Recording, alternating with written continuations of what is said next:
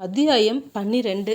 Honeymoon முடிந்து இங்கே இவனது வீட்டில் வந்து செட்டிலாகி சரியாக 15 நாட்கள் முடிந்திருந்தது பானுவிற்கு. இங்கே வந்த அடுத்த நாளிலிருந்தே வினோத்தின் நெருங்கிய உறவினர்கள் மற்றும் பானுவின் நெருங்கிய உறவினர்கள் அடுத்தடுத்து 2 பேரையும் விருந்துக்கு அழைத்து கொண்டிருந்தனர். காலையில் உறவுக்காரர்களின் வீட்டிற்கு விருந்திற்கு சென்று வந்த பிறகு மாலையில் இருவரும் அருகில் எங்கேயாவது சுற்றுவதை வழக்கத்தில் வைத்திருந்தனர். நாட்கள் அழகாக நகர்வதாக தோன்றியது பானுவிற்கு. இந்த நிமிடம் வரைக்குமே இருவருக்கும் எந்த ஒரு பிரச்சனையும் வந்ததில்லை. ஒருவருக்கொருவர் அந்த அளவிற்கு விட்டு கொடுத்து சென்றனர். எல்லாமே நன்றாகத்தான் சென்று கொண்டிருந்தது வினோத்திற்கு. அடுத்த வேலை வரும் வரையில். வேலை வந்த பிறகு அவன் அடியோடு மாறியிருந்தான். இந்த மாற்றம் பானு சுத்தமாக எதிர்பார்க்காத ஒன்று. அவளுக்கு கொஞ்சம் அதிர்ச்சியாக இருந்தது. ஒரு திரைப்படத்திற்கு கதை வசனம் எழுதி தர இவனை அழைத்து சென்று இருந்தனர். முதல் நாள் அவளிடம் சொல்லிவிட்டு சென்றவன் வந்தது என்னவோ இரவு 12 மணிக்கு மேல்தான். இதுவே முதலில் பானுவிற்கு அதிர்ச்சியாக இருந்தது. முழுவதுமாக 2 மாதம் கூட முடிந்திருக்கவில்லை இவர்களின் திருமணம் முடிந்து. அதற்குள்ளாகவே அவனது மாற்றம் திகைப்பையே தந்தது. வினோத், நீங்கள் வேலைக்கு போகிறதா சொல்லி காலையிலேயே புறப்பட்டு போகிறீங்க. ஆனால் நான் எத்தனை நேரம் இங்கே தனியாக இருக்கிறது? எனக்கு இந்த வீட்டில் தனியாக இருக்க சுத்தமாக பிடிக்கல. என்ன பேசுகிற பானு? நீ தான் ஆசைப்பட்ட என்னை பெரிய ஆளாக ஆக்கி பார்க்கணுன்னு. இப்போது நீ இப்படி சொன்னால் என்ன அர்த்தம்? வினோத், என்ன பேசுனீங்கன்னு உங்களுக்கு புரியுதா? உங்கள் பேச்சு சுத்தமாக சரி கிடையாது. இங்கே நான் ஒருத்தி உங்களுக்காக காத்துக்கிட்டு இருக்கிறேன். ஆனால் இதை பற்றி எந்த கவலையும் இல்லாமல் நீங்கள் பொறுமையாக நைட்டு வந்தால் என்ன அர்த்தம்? எனக்கு இந்த வீட்டில் என்ன மரியாதை இருக்குது? அதுக்காக உன்னை ஷூட்டிங் நடக்கிற இடத்திற்கு அழைச்சிட்டு போக முடியாது பானு. ஏன்னா அந்த இடம் உனக்கு சுத்தமாக செட் ஆகாது. வேணும்னா ஒன்று செய். உனக்கு பிடிச்சது எதையாவது நீ செய்ய ஆரம்பி. என்ன செய்யணும்னு எதிர்பார்க்குறீங்க வினோ? எனக்கு நீ சொல்ல வர்றது எதுவுமே புரியல. உன்னோட வளர்ச்சி எனக்கு பிடிக்கும். அதுக்காக நீ அதுலேயே இருப்பியா? பானு, உன்னோட பேச்சு எதுவுமே எனக்கு பிடிக்கவே இல்லை. ஆரம்பத்தில் கூட பொழுதுபோக்காக தான் நான் இதை செஞ்சுட்டு இருந்தேன். ஆனால் இப்போ அப்படி கிடையாது. இதில் கிடைக்கிற பணம், புகழ் இதெல்லாம் எனக்கு வேணும். பணம் கூட பெரிய விஷயம் கிடையாது. ஆனால் இந்த புகழ், அது எனக்கு நிறைய வேணும். இதை என்னால் யாருக்காகவும் விட்டுத்தர முடியாது. உனக்காகவும் கூட. புரியுதா? உனக்காக வேணும்னா ஒன்றே ஒன்று செய்யலாம். நாள் முழுக்க அங்கே ஷூட்டிங் ஸ்பாட்டில் இருக்கிற நேரத்தை உனக்காக கொஞ்சம் மாற்றிக்கிறேன். சீக்கிரமே வீட்டுக்கு வர முயற்சி பண்ணுறேன் பானு. இந்த வாக்குவாதம் எல்லாம் காலையில் வினோத் புறப்பட்டு கொண்டிருக்கும் போது இருவருக்கும் நடுவே நடந்தது. இப்போதுதான் பானுவிற்கு ஒன்று புரிந்தது. தனக்கும் அவனுக்கும் நடுவே இருக்கும் அந்த வித்தியாசம். பானுவின் எதிர்பார்ப்பு எல்லாமே மிக மிக சிம்பிளானது. பானுவை பொறுத்தவரை திருமணத்திற்கு பிறகு அவளுடைய உலகம் முழுக்க முழுக்க வினோத்தை சார்ந்தே இருக்க வேண்டும் என்று முடிவு செய்திருந்தாள். அன்பை கூட முழுக்க முழுக்க அவன் மேல் வைத்திருந்தாள். ஆனால் வினோத்தின் குணம் அப்படியே நேர்மறையாக இருந்தது. அதிக அன்பு மட்டுமல்ல, எதிலும் ஈடுபாடு இல்லாமல் இருந்தான். இதுதான் அவனுடைய மொத்தமான குணமாக இருந்தது. அவன் ஆரம்பத்திலிருந்தே வளர்ந்த சூழ்நிலையால் கூட இருக்கலாம். ஆனால் இது பானுவிற்கு மிகவும் பாதித்தது. இத்தனை பேசிய பிறகும் நாளையில் எப்படியும் சீக்கிரமாக வந்து விடுவான் என்று அவனுக்காக ஆர்வமாக காத்திருந்தாள். ஆனால் என்றைக்கும் இல்லாமல் அன்றைக்கு அவன் வந்த நிலையோ வேறு. ஏதோ ஒரு பார்ட்டி ஒன்று இருக்க நன்றாக குடித்துவிட்டு சுய நினைவே இல்லாமல் வீட்டிற்கு வந்திருந்தான். இவனுடைய டிரைவர் இவனை அழைத்து கொண்டு வந்திருந்தார். இவன் வந்த கோலம் இவளை மொத்தமாக உடைந்து போக வைத்தது. விடிய விடிய ஏதேதோ உளறியபடி பானு பானு என்று அழைத்தபடி தூங்காமல் புரண்டு கொண்டிருந்தான். இவன் தூங்கிய போது காலை விடிந்திருந்தது. அத்தனை கோபம் பானுவிற்கு அவனின் மேல். இப்போதுதான் வினோத்தின் தந்தை பேசியது கவனத்திற்கு வந்தது. என்ன செய்வது? இவனிடம் எப்படி பேசுவது? நிறைய குழப்பம் இவ்விடத்தில். ஆனால் கட்டாயம் பேசியாக வேண்டுமே. எதிர்காலத்தை கேள்விக்குறையாக்கி கொள்ள பானுவிற்கு துளி கூட விருப்பம் கிடையாது. வினோத்தை எந்த அளவிற்கு பிடிக்கும் என்று அவளிடம் கேட்டால் இவளிடம் பதிலே கிடையாது. அந்த அளவிற்கு அவனின் மேல் அதிகப்படியான அன்பையும் காதலையும் வைத்திருந்தாள். அவன் இல்லாத வாழ்க்கையை எப்போதுமே கனவில் கூட இவள் நினைத்து பார்த்தது கிடையாது. ஆனால் அவனின் இன்றைய நிலை இவளை நிறைய யோசிக்க வைத்தது. இது சின்ன விஷயம் பானு, பேசினா சரியாகிடும் என்று மனதிற்குள் தனக்குத்தானே சமாதானம் செய்து கொண்டாள். அடுத்த நாள் அவன் எழுந்து அமரும் போது மதியம் 2 மணியை நெருங்கி இருந்தது. எழுந்த உடனேயே சாப்பிட தேவையானதை எடுத்து வைத்து அமைதியாக அவனுக்கு பரிமாறினாள். அவனுக்கும் தான் செய்தது தவறாக புரிந்ததே இருந்தது. தன்னுடைய தவறு அவனுக்குமே புரிந்திருந்தது. எப்படி அவளை சமாதானம் செய்வது என்று யோசித்தபடியே அமைதியாக உண்டு முடித்தான். அப்போது வினோத்திற்கு ஃபோன் ஒன்று வந்தது. எடுத்து பேசியபடியே பானுவை பார்த்தான். பானு, இன்றைக்கு ஒரு காலேஜில் ஃபங்க்ஷன் இருக்குது. என்னை பேச அழைச்சிருக்கிறாங்க. நீயும் என் கூட வரணும். சாரி, நேற்று நடந்த எல்லாத்துக்குமே இனிமேல் இப்படி எதுவுமே நடக்காது. ப்ராமிஸ். என்ன நம்பு என்று கேட்டான் வினோத். இதுவும் கிட்டத்தட்ட அவளிடம் மன்னிப்பு கேட்பது போல தோன்றியது. ஆனால் இது எல்லாமே வினோத்திற்கு வழக்கம் கிடையாது. இன்னமும் சொல்லப்போனால் அவன் யாரிடமும் மன்னிப்பு கேட்டதே கிடையாது. இப்போதும் பானு பதில் எதுவும் பேசவில்லை. அமைதியாக அவனை பார்த்து கொண்டு நின்றிருந்தாள். ஏற்கனவே சாப்பிட்டு முடித்திருந்தவன் எழுந்து இவளுக்கு அருகே வந்து இவளை தன்னோடு இறுக அணைத்து கொண்டான். அதுதான் சாரி சொல்லிட்டேன்ல, ப்ளீஸ் புரிஞ்சுக்கோ என்று கூறினான் வினோத். சுயநினைவு இழக்கிற அளவுக்கு அப்படியே என்ன கருமத்தை குடிச்சிட்டு வர்ற? கொஞ்சம் கூட உனக்கு உறுத்தலையா? எனக்கு நேற்று உன்னை பார்க்கும்போது எத்தனை கோபம் வந்தது தெரியுமா? இன்னொரு முறை இது போல் நடந்துக்காத வினோத். அதுதான் சாரின்னு சொல்லிட்டேன்ல, ப்ளீஸ் விட்டுடு பானு. இனி எந்த பார்ட்டிக்குமே நான் போக மாட்டேன். உன் மேலே சத்தியம். ஓகேவா? ஓகே வினோ, இந்த முறை உன்னை விட்டுடுறேன். இன்னொரு முறை இது போல் செய்யாத. நமக்குள்ள ஒரு மரியாதை இருக்குது வினோ. உன் பேரில் ஒரு பெரிய ஹாஸ்பிட்டலே இருக்குது. அப்படி இருக்கும்போது இந்த மாதிரி நீ பொறுப்பு இல்லாமல் நடந்துக்கிட்டா நல்லாவா இருக்கும்? நீ பேசுகிறது எல்லாமே மோட்டிவேஷன் ஸ்பீச் தான். அதாவது உனக்கு தெரியுதா? அப்படி இருக்கும்போது இது போல் நடந்துக்கிட்டா நல்லாவா இருக்கும்? எனக்கு நேற்று உன்னை பார்க்கும்போது அத்தனை ஷாக்காக இருந்தது. இந்த நிலையில் உன்னை உங்கள் அப்பாவோ இல்லை எங்கள் குடும்பத்தில் யாராவது பார்த்தாங்கன்னா என்ன ஆகியிருக்கும்? உனக்கு தானே அது தலகுனிவு. அதனால தான் இதை நான் உங்ககிட்ட சொல்கிறேன். புரியுது மானு, ஐ எம் சாரி. இனி இது போல் தவறு நடக்காது என்று நிறைய இவளுக்கு ஆறுதல் பேசி மாலையில் பேச வேண்டிய காலேஜிற்கு இவளையும் அழைத்துச் சென்றான். அங்கே இவனுக்கு அத்தனை மரியாதை. இவனை பார்த்த உடனேயே அங்கிருந்த மாணவர்கள் பலர் பெயரை சொல்லி கத்த ஆரம்பித்திருந்தனர். இவன் ஸ்டேஜ் சென்று நிற்கவுமே அத்தனை கைத்தட்டல்கள். அரங்க அரங்கமே நிறைத்தது. இவன் ஏற்கனவே பேச வேண்டுமென்று எழுதி வைத்திருந்த பேப்பரை பார்த்து பேச ஆரம்பித்தான். இடையே சிறு சிறு கதைகளை சொல்லி பழங்காலத்து இலக்கியங்களிலிருந்து நிறைய உதாரணங்களை சொல்லி அழகாக பேசினான். பேசி முடிக்கும்போது 5 நிமிடம் வரைக்கும் விடாமல் கைத்தட்டல்கள் அரங்கை நிறைத்தது. சில குறும்புக்கார மாணவர்கள், தலைவா உங்களோட சரி பாதியை பார்க்க ஆசைப்படுறோம் என்று சத்தமாக கத்தினர். தாராளமாக, இதோ இவங்க தான் என்னோட சரி பாதி. என்னோட வளர்ச்சிக்கு 100 இல்லை 1000% இந்த பொண்ணு தான் காரணம். இந்த பொண்ணு இல்லாட்டி நான் இப்போ இல்லை. அவளோட உலகமே நான் தான். என்னோட உலகம் அவள் மட்டும்தான். இப்படி சொல்ல அரங்கமே கைத்தட்டலில் மறுபடியும் அதிர்ந்து அடங்கியது. இன்றைக்கு ரொம்ப சந்தோஷமாக இருக்கிறோம் பானு. உன் கூட வெளியே வந்தது அத்தனை மகிழ்ச்சியை தருது என்றபடி அவளை அழைத்து கொண்டு அங்கிருந்து பெரிய ரெஸ்டாரண்டிற்குள் நுழைந்தான். அன்றைய விருந்து எல்லாமே பானுவிற்கு பிடித்தது போல இருக்கும்படி பார்த்து கொண்டான் வினோத். நிறைய பழைய கதைகளை பேசினான். இவளையும் நிறைய பேச வைத்தான். ஆனால் ஒன்றை வினோத் மறந்திருந்தான். திருமணம் முடிந்து விட்டால் போதும், அதற்கு பிறகு பானு எப்போதும் தன் கூடவே இருப்பாள். இப்படி நினைத்திருந்தான். அவளுக்கும் தன்னிடத்தில் நிறைய எதிர்பார்ப்புகள் இருக்கும் என்பதை மறந்திருந்தான். ஆண்களின் இயல்பான குணமே அதுதானே. கிடைக்காதது வரைக்கும் அதற்காக போராடுவது, கிடைத்துவிட்டால் தனக்கு அருகே தானே இருக்கிறது என கவனிக்காமல் விடுவது. இந்த காரியத்தை தான் வினோத் செய்தான். அன்றைய நாளுக்கு பிறகு பானு மிகவும் மகிழ்ச்சியாக இருந்தாள். இனி எந்த பிரச்சனையும் இருக்காது என்று நினைத்திருக்க, அடுத்ததாக வினோத் செய்த காரியம் அவளை திகைக்க வைத்தது. முதலாக இவளுக்கு பிடிக்கவில்லை என்று கூறிய பிறகு பார்ட்டிக்கு செல்வது நிறையவே குறைத்திருந்தான் வினோத். அப்படியே சென்று விட்டு வந்தால் கூட இவளுக்கு தெரியாதவாறு நடந்து கொண்டான். அதிகமாக குடித்துவிட்டு வருவதும் கிடையாது. எல்லாமே நன்றாக சென்று கொண்டிருப்பதாக மகிழ்ந்திருந்தாள் பானு. அன்றைய நாளில் கூட அப்படித்தான். இரவு 9 மணிக்கு எல்லாமே வீட்டுக்கு வந்திருந்தான்.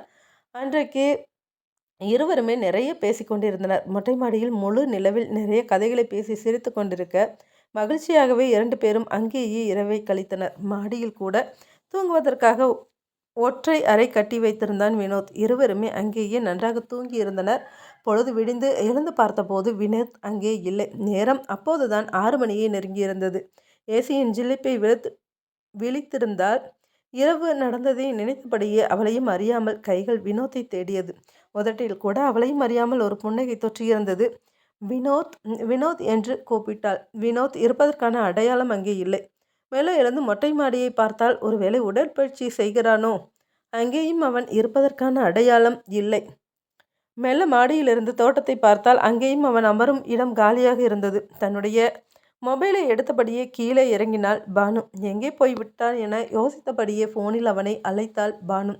குட் மார்னிங் பானு, எழுந்துட்டியா என்று ஃபோனின் வழியே அவளுக்கு பதில் கூறினான். ஆமாம் எழுந்தாச்சு. நீ எங்கே இருக்கிற வினோத்? பானு ஒரு பப்ளிஷர் அவசரமாக 2 நாளில் புக்கு வேணும்னு கேட்டுட்டு இருந்தாரு. ஸோ நான் அவருக்கு எழுதி கொடுக்க இங்கே புறப்பட்டு வந்துட்டேன். நீ சொல்கிறது எனக்கு புரியல வினோ. சொல்கிறத புரிகிற மாதிரி சொல்லு. என்ன சொல்ல பானு, நான் இப்போது பெங்களூரில் இருக்கிறேன். விடிய காலம் ஃப்ளைட்டை பிடிச்சி இங்கே வந்துட்டேன். நீ என்கிட்ட எதுவும் சொல்லலை வினோ. சொல்லாமலேயே புறப்பட்டு போயிருக்கிற. ஹேய் பானு, நீ நல்லா தூங்கிக்கிட்டு இருந்த. அப்படி இருக்கும்போது உன்னை எப்படி நான் தொந்தரவு பண்ண முடியும்? அதனால தான் உங்ககிட்ட சொல்லலை. தனியாக எப்படி வினோத், இங்கே நான் எப்படி இருக்கிறது? நீ என்னையும் அழைச்சிட்டு போயிருக்கணும் இல்லையா? எங்கே உன்னை தனியாக விட்டுட்டு வந்த? வீட்டில் அத்தனை வேலைக்காரங்க இருக்கிறாங்க பானு. பிறகு வேற என்ன வேணும் உனக்கு? எப்போ வேணும்னாலும் என்கிட்ட பேசலாம். அதுதான் ஃபோன் இருக்கிறது தானே. உனக்கு உன்னோட தப்பு எப்பவுமே புரியாது வினோ. எனக்கு தான் உன்னோட நடவடிக்கையை பார்த்து அதிர்ச்சியாக இருக்குது. ஏன் பானு இப்படி கேட்குற? எப்போதுமே நான் இப்படித்தானே இருந்துக்கிட்டு இருக்கிறேன். சரிதான் வினோத், நான் தான் உன்னை பற்றி புரிஞ்சுக்கல போல இருக்கு. பரவாயில்ல, நான் ஃபோனை வச்சிடுறேன் என்று கோபமாக வைத்தாள். கோபப்பட்டு விட்டாயா என்ன என்றபடியே மறுபடியும் பானுவிற்கு ஃபோனில் அழைத்து விடுத்தான் வினோ. திரும்ப திரும்ப முயற்சி மட்டுமே செய்ய முடிந்தது. பானு அதற்கு மேல் ஃபோனை எடுக்கவே இல்லை. கோபம் அதிகமாக இருக்க இயலாமையில் கண்களில் இருந்து கண்ணீர் வழிய ஆரம்பித்தது பானுவிற்கு. ஏற்கனவே திருமணத்திற்கு முன்பே பானுவின் தோழி ஒருத்தி இவளிடம் கூறியிருந்தாள். வினோத் பெயருக்கேற்ற மாதிரி சற்று வினோதமானவன் தான். அவனுக்கு பெருசாக அன்பு பாசம் நேசம் இப்படியெல்லாம் ஒரு கமிட்மெண்ட் கிடையவே கிடையாது. எனக்கு என்ன தோணுதுன்னா, ஒரு தடவைக்கு 2 முறை அவனை திருமணம் செய்கிறதுக்கு முன்னாடி யோசிச்சு முடிவெடு பானு. இப்படி கூறியிருந்தால் அது எத்தனை தூரம் உண்மை என்பது இப்போது நன்றாக புரிந்தது. ஆனால் அப்போது பானுவிற்கு தெரியவில்லை. இதையே தாங்க முடியாமல் அழுது கொண்டிருக்க, இதைவிட இன்னமும் மோசமான நிலையில் இவளை நிறுத்தி வைத்து வேடிக்கை பார்க்க போவது அப்போது அவளுக்கு சுத்தமாக தெரியவில்லை. அத்தியாயம் 13. இன்றைக்கு எடுக்க வேண்டியது ஒரு பாடல் காட்சியின் முதல் பகுதி. அங்கே முதல் மாடியில் எடுக்க வேண்டிய காட்சிக்கு ஏற்றாற்போல செட் தயாராகி கொண்டிருந்தது. பிங்க் நிற கவுன் போன்ற உடையில் ஸ்ரீலட்சுமி தயாராகி கொண்டிருந்தாள்.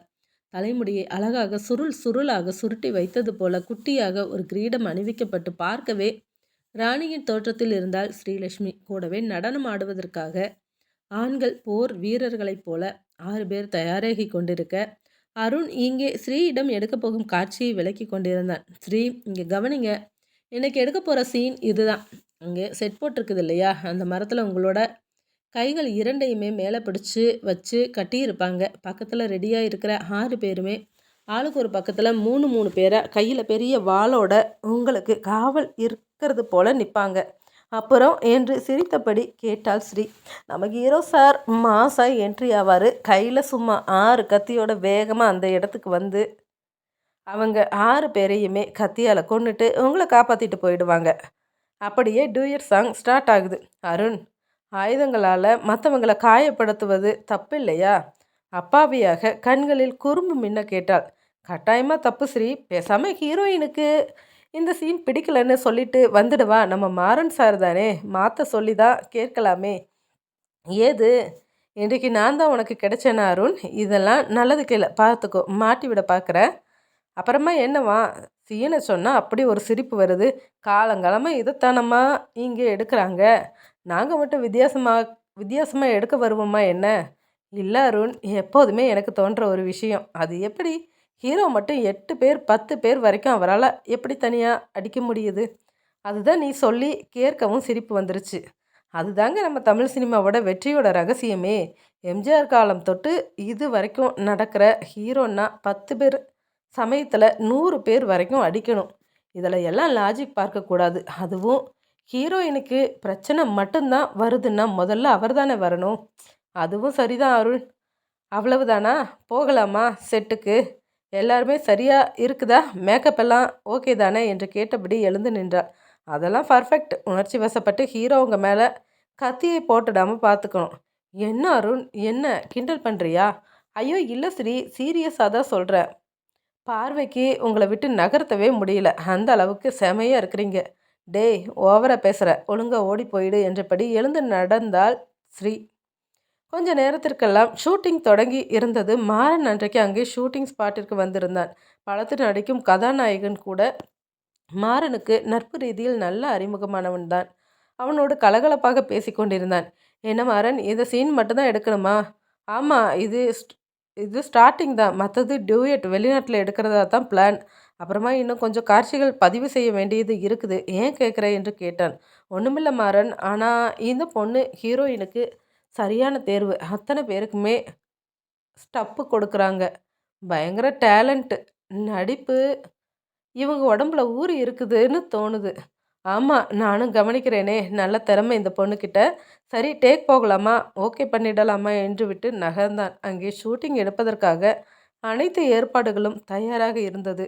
ஸ்ரீ ஒரு கயிற்றில் கட்டி நிற்க வைத்து இருந்தனர்.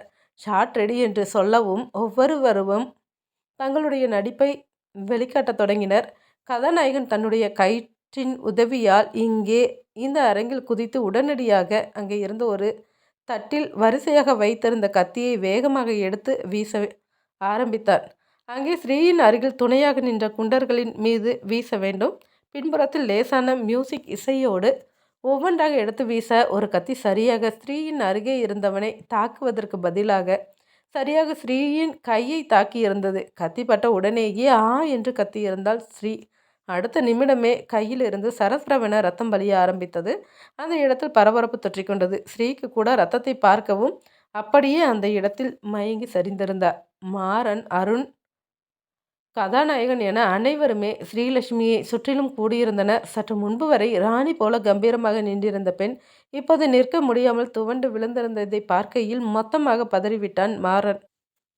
அருண், என்ன நடக்குதுங்க? வழக்கமாக டம்மி கத்தி தானே வைப்பீங்க. எப்படி ஒரிஜினல் கத்தி இங்கே வந்தது? கவனமாக இருக்க மாட்டியா? இதுதான் நீ கவனிக்கிற லட்சமா? அண்ணா இருங்க, நான் என்னென்னு பார்க்குறேன். யார் இந்த காரியத்தை செஞ்சாங்கன்னு கேட்டு சொல்கிறேன்.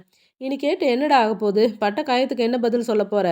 கோபமாக அவனிடம் கடிந்தபடி பேசியவன் மயங்கி இருந்த ஸ்ரீலட்சுமியை சற்றும் யோசிக்காமல் தனது கைகளால் தூக்கி அருகில் இருந்த இருக்கையில் சற்று சாய்வாக வைத்தான். அதற்குள்ளாகவே முதல் உதவிக்கு தேவையான பொருட்களை ஒரு அசிஸ்டண்ட் எடுத்து வந்திருந்தான். இதிலெல்லாம் சரியாக இருங்க. செய்கிற வேலையில் யாருக்கும் கவனம் இருக்கிறதில்ல. கத்தியை மாற்றி வச்சது யார்? முதல்ல அவன் என் முன்னாடி வந்தாகணும். சாரி அண்ணா, நான் தான் இந்த வேலையை செஞ்சேன் என்று புதியதாக சேர்ந்திருந்த அசிஸ்டண்ட் டைரக்டர் ஒருவன் வந்து நின்றான். 6 கத்தி அவசரமாக வேணும்னு கேட்டாங்க. டம்மி கத்தி 5 தான் இருந்தது. எப்படியும் யார் மேலேயும் படாமல் தானே வீச போகிறாங்கன்னு மாற்றி வச்சுட்டேன்னா. ஸ்ரீ இப்போது எழுந்து அமர்ந்திருந்தால் அங்கே மாறன் அனைவரிடமும் காய்ந்து கொண்டிருந்ததை பார்த்தவள், டைரக்டர் சார், எனக்கு எதுவும் இல்லை. I am okay. நான் நல்லா இருக்கிறேன். ப்ளீஸ் யாரையும் திட்ட வேண்டாம். யாரும் வேணும்னு இதை செஞ்சுருக்க மாட்டாங்க.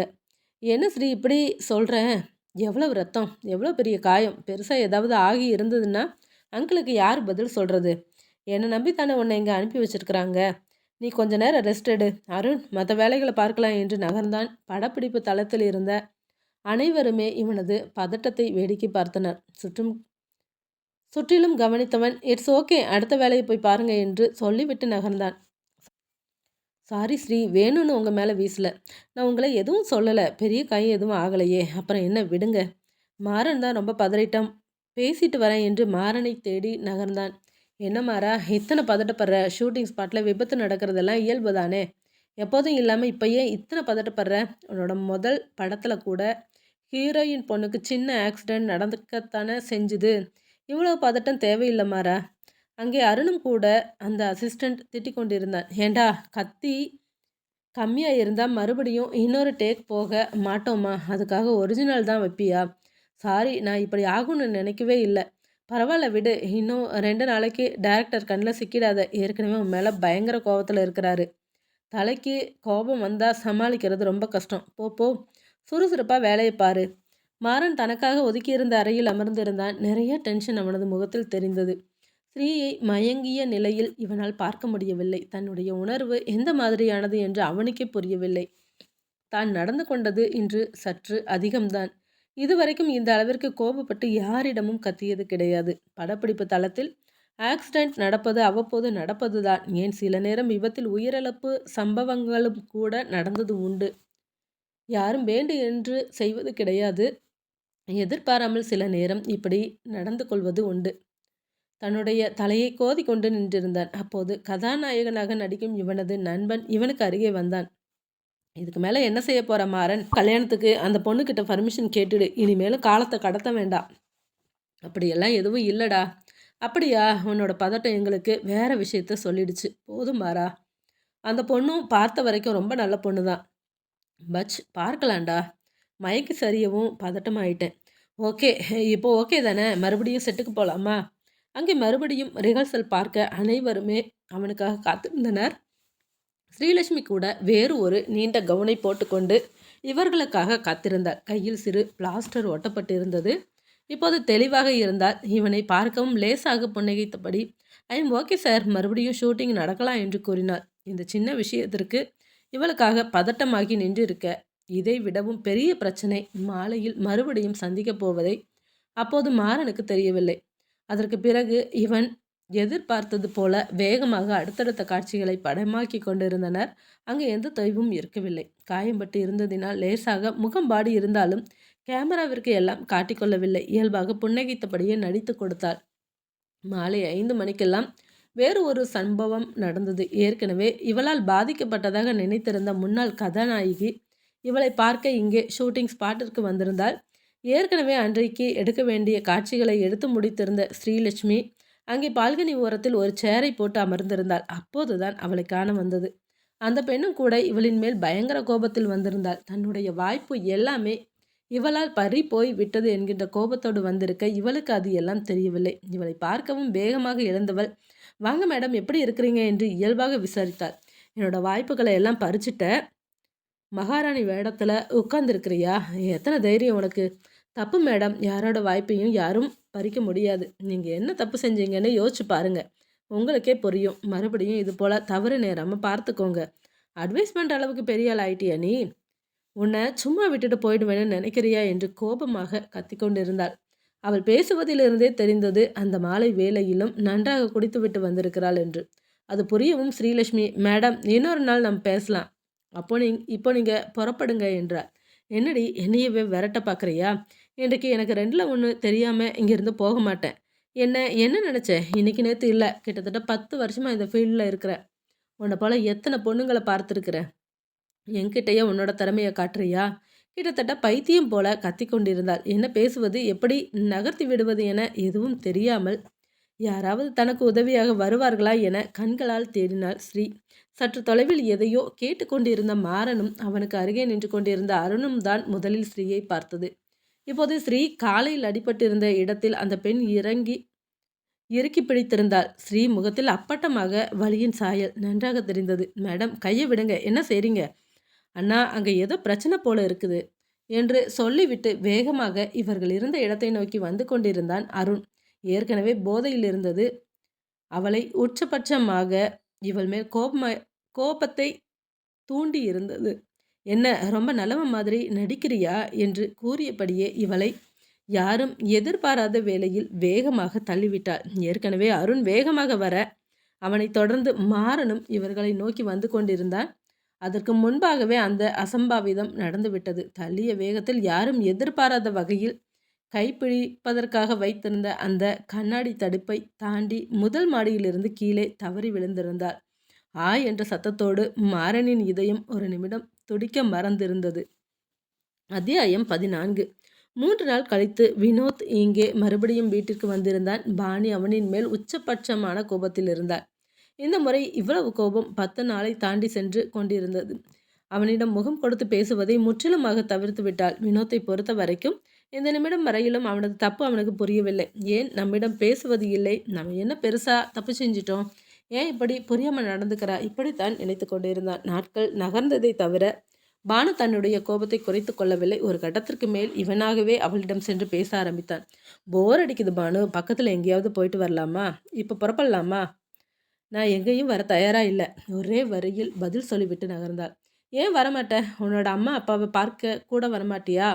தாய் தந்தை என்றவுடன் ஒரு நிமிடம் தயங்கி நின்றவள், இல்லை, உன் கூட எங்கேயும் வரமாட்டேன். நீ பெங்களூருக்கு போகிறது பற்றி என்கிட்ட முன்னாடியே சொன்னியா?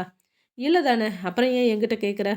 பானு, அது கடைசி நிமிஷத்தில் கேட்டாங்க. உனக்கு புதுசாக சர்ப்ரைஸ் தரலான்னு.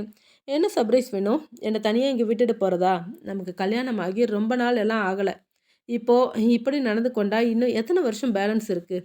எனக்கு சலிப்பாக இருக்குது வீணோ. பின்னாடி எப்படி 2 பேரும் வாழ போகிறோம்? இதுதான் உன்னோட பழக்கம் அப்படின்னா கொஞ்சம் யோசிச்சு பாரு. நீ எங்கே, எப்படி போவ, எப்போ வருவ, இதெல்லாம் யோசிக்கவே முடியல. நம்ம 2 பேரும் man for each other. Banu, ஏன் உனக்கு அது மாதிரி எல்லாம் சந்தேகம் வருது? ஏன் அளவுக்கு அதிகமாக கற்பனை பண்ணுற? நீ என்னோட உயிர். நீ இல்லாமல் நான் இல்லை, புரியுதா? வினோத், ப்ளீஸ் பேச்சை மாற்றாதீங்க. இந்த நிமிடம் வரைக்கும் ஜீரணிக்கவே முடியல. ஒரு வேளை உங்ககிட்ட நான் எங்கேயாவது சொல்லாம போனா உங்களால என்ன செய்ய முடியும்? நியாயமா காரணமா இருந்தா ஏத்துக்க போறேன். இதுல என்ன இருக்கு? நான் அது மாதிரி எல்லாம் யோசிச்சது எல்லாம் கிடையாது. எங்க போனா என்ன? இவ கடைசி வரைக்கும் என் பக்கத்துல தான் இருப்பா. அந்த நம்பிக்கை எனக்கு நெறைய இருக்கு. உன்கிட்ட சொல்லி புரிய வைக்க முடியாது வினோ. உண்மையில என உண்மையிலேயே என்ன டயர்ட் ஆக்குற. Okay, okay. தப்பு எல்லாம் என் பேர்ல தான். ஐ அம் சாரி. 100 தடவ, 1000 தடவ உன்கிட்ட சாரி கேட்குறேன். ப்ளீஸ். இன்னையோட சண்டைக்கு முடிச்சுக்கலாம் பானு. நிஜமாவே நைட்டெல்லாம் எனக்கு தூக்கமே வரல. வாட்? என்ன உளர்ற? சம்மந்தம் இல்லாம பேசுறத நிப்பாட்டு வினோ. சீரியஸா சொல்றேன் பானு. கல்யாணமாகி இத்தன நாள் உன் கூட இருக்கும்போது, உன் மேல கைய போட்டுக்கிட்டே தூங்கிடுவேன். நீ இல்லாம நிஜமாவே எனக்கு தூக்கம் வரல. ப்ளீஸ் புரிஞ்சுக்கோடி. என் மேல கொஞ்சம் கருணை காட்டு. இனிமேல் இது போல தப்பு நடக்கவே நடக்காது. எப்போதுமே. நான் வேணும்னா தோப்பு கரணம் போடவா? அவன் பேசிய வார்த்தைகள் எல்லாம் இவளை கொஞ்சமாக அசைத்து பார்த்தது. உள்ளுக்குள் அதை ரசித்தாலும் வெளியே அவனை முறைத்தபடிதான் பார்த்து கொண்டு நின்றிருந்தாள். என்ன பொண்டாட்டி அப்படி ஒரு பார்வை பார்க்குற? இது தப்பாச்சே. இத்தனை தூரம் கெஞ்சுற. பதிலே சொல்லாம வேடிக்கை பார்த்தா என்ன அர்த்தம்? இது எல்லாமே இவள் தங்கியிருந்த பெட்ரூமில் நடந்து கொண்டிருந்தது. எதுவும் சொல்லாமல் வாசலை நோக்கி நகரப் போனாள் பானு. பாருடா பதிலே சொல்லாமல் போறா. தப்பாச்சே. இப்படி போகக்கூடாதே. நாம என்ன செய்கிறோம் பானு? 2 பேரும் இப்போவே கிளம்பி உன்னோட வீட்டுக்கு போயிட்டு வரலாம். ஓகேவா என்றபடி அவளை அசால்ட்டாக தன்னுடைய கைகளில் தூக்கியிருந்தான். என்ன செய்கிற வேணு? முதல்ல இறக்கி விடு கீழே என்றபடி அவனின் தோளை நன்றாக பிடித்து கொண்டார். நீயே சொல்லு பானு. இது வரைக்கும் நான் யார்கிட்டயாவது கெஞ்சி பார்த்துருக்கிறியா? அத்தனை தூரம் கேட்குற. நீ பதிலே சொல்லலை. அதனால தான் நீ பேசாத என்றபடி நடக்க ஆரம்பித்தான். இப்போ எங்கே என்ன தூக்கிட்டு போற? முதல்ல இறக்கி விடு வேணும். நான் உன் கூட வரேன். இப்போ எங்கே போக போகிறோம்? நேராக உன்னை கூப்பிட்டுட்டு 2வது மாடிக்கு போக போகிறேன். அங்கே எதுக்கு போகணும்? நீ என்ன இறக்கி விடு. உன் கூட வரணும். அவ்வளவு தானே. நடந்து வரேன். இன்றைக்கு நான் முடிவு பண்ணிட்டேன் பானு. இன்றைக்கு உனக்கு தேவையான எல்லா வேலையையும் நான் தான் செய்ய போகிறேன். என்னது? இப்போ என்ன செய்ய போற? காலையில முதல்ல என்ன செய்வாங்க? அதிலிருந்து ஆரம்பிக்கலாம் பானு. முதல்ல 2 பேரும் போய் ஷவர்ல நின்னு குளிக்கிறோம். அப்புறமா அப்படியே ட்ரெஸ் சேஞ்ச் பண்ணிக்கிட்டு, சாப்பிட்டுட்டு உங்க வீட்டுக்கு போகலாம். குளிச்சு விடுறதுலேருந்து, துணி மாத்தி, சாப்பிட ஊட்டி விடுறது, இப்படி எல்லா வேலையும் நான் தான் செய்வேன். இதை சொல்லவும் ஒரு நிமிடத்தில் அவள் கையிலிருந்து இறங்கி இருந்தாள் பானு. ஆல்ரெடி நான் காலையிலேயே குளிச்சாச்சு. அப்புறமா காலையில டிஃபனும் சாப்பிட்டாச்சு. அதனால நீ எனக்கு செய்ய வேண்டிய வேலை எதுவும் இல்ல. இப்படி வசனம் பேசுறத முதல்ல நிப்பாட்டு வினோ. இதெல்லாம் நீ எழுதுற படத்துக்கு சரியா இருக்கும். வாழ்க்கைக்கு சரியா வராது. இப்படியெல்லாம் நீ பேசினா உன் மேல கோவம் தான் அதிகமாகுமே தவிர குறையாது. நிஜத்துக்கும் நிழலுக்கும் நிறைய வித்தியாசம் இருக்கு. எனக்கு நிஜம்தான் வேணும். நிழல் தேவையில்லை.